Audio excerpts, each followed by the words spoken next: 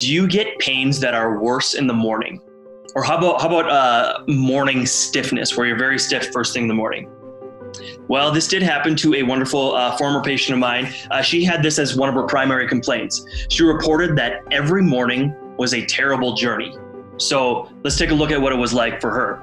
So in the morning, she'd wake up, usually in a pretty deep state of brain fog still, but she'd wake up, she'd get up, and she'd place her feet on the ground. Now, this alone, just placing her feet on the ground, was terribly painful for her. She says that her feet would be so stiff that she couldn't fully put her weight on them for several minutes. Now, once she was finally able to stand, then she had to deal with her legs, her back, her arms, and all the way up to her neck. Everything on her was incredibly stiff and sore right away in the mornings. She says that just getting up, getting herself ready for the day, like getting dressed, brushing your teeth, morning hygiene, etc., all of these things would take her between 2 and 3 hours every day.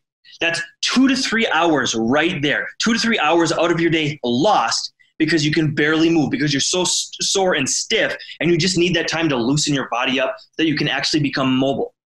Now, and that doesn't include all the other fibromyalgia pains. That doesn't include the fatigue, the digestive problems, doesn't include the headaches or the hot flashes. This was just the morning routine, just that one thing. So what do you think happened to her life from this? Like what hindrances did she have in her life because she was spending 2 to 3 hours just getting ready? That's time away from family. That's time away from doing the things that she loved. Maybe time away from work. So why is it that some issues are this bad in the morning? Why are some things worse in the morning? Why is it that you can be so stiff and in so much pain first thing in the mornings?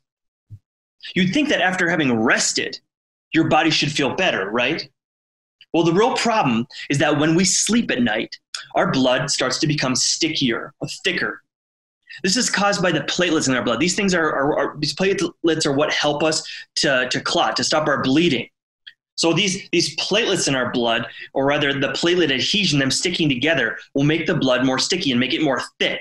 So when the blood is thick like this, it doesn't get delivered to the tissues as quickly or as efficiently, and it can cause this characteristic stiffness and pain in the mornings. Now, this especially happens in areas where blood flow is already lower, such as in tendons and ligaments. So take a look at your feet, the lower back and the neck. You'll see that these areas are totally ripe with tendons and ligaments. So it's no wonder why these areas can get so stiff and achy when the blood flow is not getting there well or efficiently. Now, this may especially be a problem if you have issues like a tennis elbow, right? Because that is involving the tendons of the elbow. And it can oftentimes take a very long time to heal because it's harder to get adequate blood flow into these tendons, into this tissue here.